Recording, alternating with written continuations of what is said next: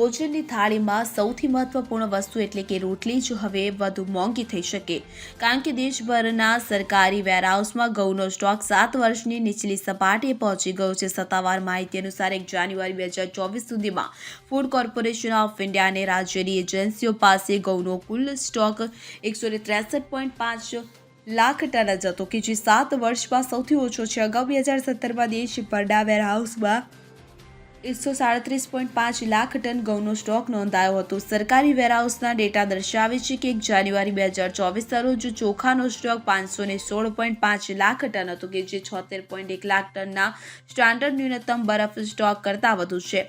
જો આપણે ચોખા અને ઘઉંના સ્ટોકને એક સાથે લઈએ તો આ આંકડો 680 લાખ ટન સુધી પહોંચી જાય છે, કે જે 214.1 લાખ ટનના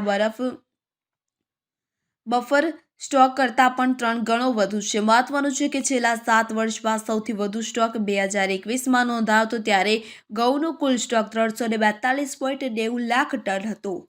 2022માં તે ઘટીને 330.12 લાખ ટન અને 2023માં 171.70 લાખ ટન રહી ગયો હતો. જો કે વર્તમાન ભંડાર કેલેન્ડર વર્ષની શરૂઆત માટે 138 લાખ ટનના લઘુત્તમ બફર સ્ટોક કરતાં વધુ છે.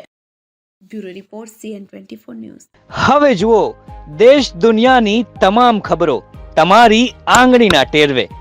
ઉઠાવો મોબાઈલ અને Google Play Store પરથી ડાઉનલોડ કરો અમારી CN24 ન્યૂઝ મોબાઈલ એપ.